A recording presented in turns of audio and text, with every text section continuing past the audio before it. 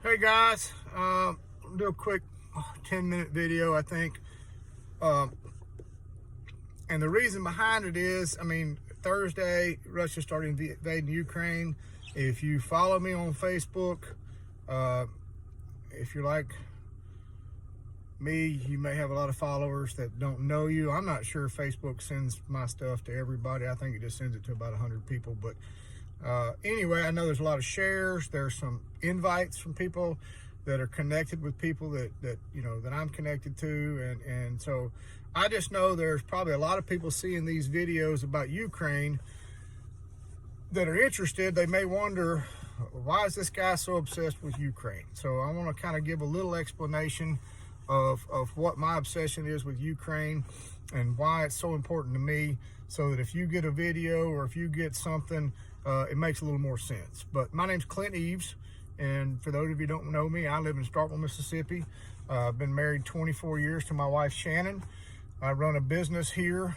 We basically sell cow drugs to cow farmers for their animals. We don't sell them to the cows, we sell them to the farmers. Kind of like a Walgreens for cow farmers.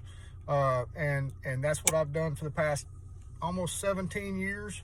I worked for Pfizer for 10 before that, but I have a business, I have a vocation, but I also have ministry. And we have, my wife and I, over the course of time, have adopted 10 children, probably starting back in 2004 with our first adoption. And then we did 2 adoptions in 2004 from Russia, and then 3 adoptions 5 or 6 years later from Siberia, Russia.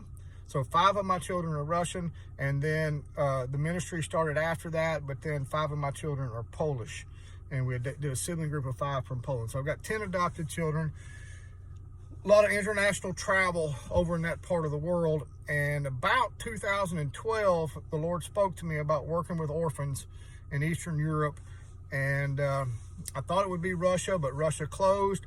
And I ended up working in Crimea for a couple years with another ministry. The Lord really kind of blessed the camps I went to. I supported the ministry really heavy. And then Russia took over Crimea, and that ministry was kind of done. And some people reached out and said, can we do something? So we started a ministry, I guess, about 10 years ago in Latvia first. And then we migrated down to Ukraine with our relationships, and we started a ministry in Ukraine. And in the last probably 9 years, I'm thinking, we've been ministering in Ukraine. I've probably been to Ukraine 25 times. I've probably been to Latvia 8. I've been to Russia 8 times. I've been to Poland 4 or 5 times. And I just, over time, I've developed a lot of relationships. So God gave me the vision to start a ministry in Latvia and Ukraine, 8 to 10 years ago, and gave me the people to start it with.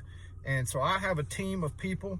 I couldn't do anything much from here without a team, but God connected me with a team of people that are committed to orphans, that had already been committed to orphans. One of them was an orphan.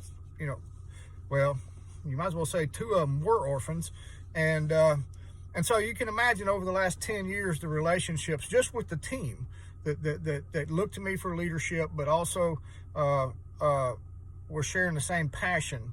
And so without going into all the details, just to kind of give you an oversight, when I started going to Ukraine, before I went to Ukraine, I had to look up on the map where it was. All right. So if you're like me, you may not know where Ukraine is or anything about Ukraine. Probably most of you, the first time you heard anything about Ukraine is when either Trump was being impeached or the Burisma deal with Hunter Biden and Joe Biden. Okay, that's for most of you. So most people actually think Ukraine is Russia, but Ukraine is a different country, just like France is different from England. Was part of the Soviet Union, so was Latvia, Estonia, Belarus, Lithuania. All that was part of Eastern Germany. Poland was occupied half by Russia. So anyway, the Slavic history has become part of my life, but it's not probably part of your life. And so when I went to Russia to do the first adoption in 2003, Putin was already president. It was supposed to be a 4-year deal or 8-year deal. Then he became the prime minister, and he's basically a czar, oligarch, dictator. He runs it. He ain't leaving till he dies, and that's just a fact. He's a smart man. I'm not. This is not about Russia, but he is a very dangerous man. But the Russian people, the ones that we met, they're very kind to us. We fell in love with Russian. My children are Russian. So this is nothing against Russia itself. We're dealing with something that's in the upper class of dictatorship, not the Russian people. But why do I care about Ukraine? So we started the ministry in Ukraine with a vision to help orphans. The statistics on orphans that age out of the system are horrible. And most children are either unadoptable or they don't get adopted. So we wanted to do something for those that are not adoptable. Now, we've helped people with adoptions and we've supported adoptions, we've coached adoptions, but the ministry in Ukraine is primarily about helping orphans that are stuck in the system that are going to age out of the system. So we started this about 8 years ago. God gave me a goddaughter around the time we were starting it. Her name's Susha, and you probably seen her on, if you watch the things, you've seen her on the post. She's the one that kind of got bombed and all that kind of stuff, and she's keeping me updated every day. She's in Kharkiv, Ukraine. Well, anyway, she asked me to be her daddy when she was about 15 or 16. She had never had one, and I said, sure. I thought it meant like a daddy, but to her it meant a daddy. And so, I've helped her financially since she was about 15 years old. She's got a widow mom and a brother, lives in a village outside the city, I don't know, somewhere. Oksana is her mom's name. Her brother's name is Arseny. And I just figured if we're going to start a ministry and I'm already supporting you, you go find us an orphanage. And she did, and we started working with the orphanage in, forgive me, Ukrainians, Baklava, I don't know. I know where it is. It's in the country a long ways. And so the orphanage we started working with there had about 180 kids in it. At the same time, we were working with 2 orphanages in Latvia. And we started doing some camps and monthly or every 2 week kind of visits. It just kind of depends. Christmas things, Easter things. And Susha would kind of go, and another girl that started working with me as my director in Kyiv, Zhenya, her and her husband Vanya. I met them in 2012 and 13, and they've been a part of my team ever since. And I'm like a father to Zhenya too. When people don't have one, and it's easy for them to kind of adopt you as a father if you're agreeable. And I've tried to take that very serious. And so Zhenya is my director. So her and Susha travel regularly to this orphanage. And so Susha's in Kharkiv. So I'll do the next one with a map, but Kharkiv is on the very eastern side of Ukraine, very close to the Russian border. And the fighting has been fierce. And Susha is a goddaughter. And my kids are all scattered. Now we don't own the orphanage. It's a state-run orphanage, but we have relationships with the teachers and the directors. The one that just passed away, and the new director has opened up the orphanage to us. We have concession to go in there and do stuff we're not really supposed to do. Preach the gospel and share Jesus, and we take them to camps and we do things for them. And through that, what's happened is we've had lots of other connections that come either from the kids to their extended families or to the teachers and their families. And so the network just kind of keeps growing. Even, a taxi driver or two, would come and stay with us at the thing and become interested in the Lord. And so it's an interesting dynamic, but the favor of God on me when I'm there is just amazing. Well, all this invasion, Kharkiv is under direct attack. The village where the orphanage is under direct attack. Susha's a goddaughter. As I told you, I'm very proud of her. She's very brave, but she's working on her PhD right now. She takes care of her mama and her brother that live outside the city. She helps her brother with school. She got a military degree, and she couldn't get drafted up, but her heart is in service, and she's committed to me. She's committed to the ministry. She's committed to the kids. She's committed to her parents.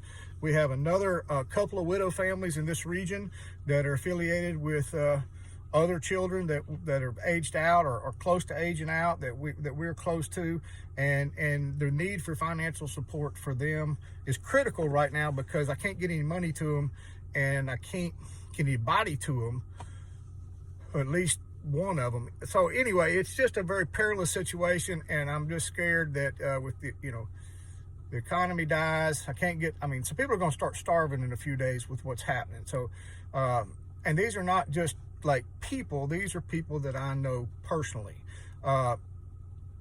You move over to the middle in Kyiv, I've got Zhenia's my director, her husband Vanya, her son Marcus. Kyiv has been bombed extremely hard. I've got 2 or 3 other people that have served in the ministry as volunteers that live in Kyiv.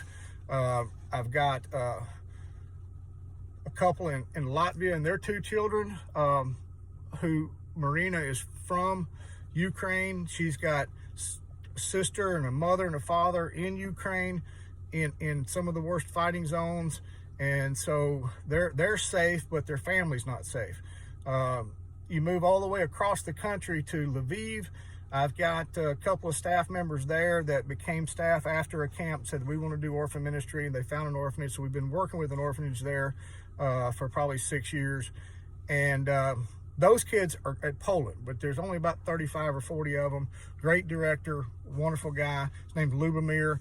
And but there's families there that I know, not just my staff members, but I know their families, and then I know some of their friends and things like that. I've got a goddaughter whose mom, sister's 2 kids, and her sister live in a house in one of the villages where all the bombings happened, but she is engaged in the south part of the Ukraine. And so I've got people kind of scattered all over the country that are giving me play-by-play what's going on. I have a lot of concerns about the people that I know and love. I also have concerns about the future for the people that we have relationships with that maybe I don't know as well. I have humanitarian concerns because there's 44 million Ukrainians that could be without access to economy, food, gas, within days. And so there's urgency right now in my heart, because the Ukrainians are fighting hard, and they're doing a great job, but they really have no help other than prayer. And I do believe God's given me some authority in the lives of these people I know, but also maybe in this country. So I'm trying to spiritually be an umbrella. So it is hard for me sometimes to exercise patience when I feel so much passion, because these are people that I know, and these are family to me, or they're very close friends to me. And a lot of people just, they don't care. But I was thinking, I said, I've got a friend who's been ministering in Ghana for 30 years. How much would I care? I don't know anything about Ghana. I've never been to Ghana. I've never been to that part of Africa. I'd have to, if he wasn't labeled, I wouldn't know where it is on the map. I've got another friend that spent 15 years in Asian countries. I don't know anything. If China started doing something, and they probably will, and he's feeling all the pain, I'm not sure. I want to care. So part of this is I believe we pray better if we care. And so I want to make it personal. So if you wonder, and I'm sorry about the light, if you wonder or wondered, who is this guy and why does he care? I've got close family and friends in this country, and it's not about the ministry. I could walk away from the ministry, but I don't want to walk away from helping the people. So it's hard to do. Anyway, shoot me a text if that helps. I don't like the lighting, but it's fine. All right, thank y'all.